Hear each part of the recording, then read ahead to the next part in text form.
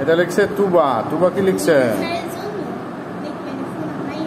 Good afternoon. এটা কি লিখছো? Arafat.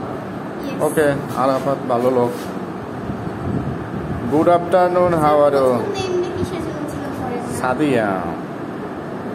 I am fine and you? What are you doing now? I am well. I am going to plant some trees.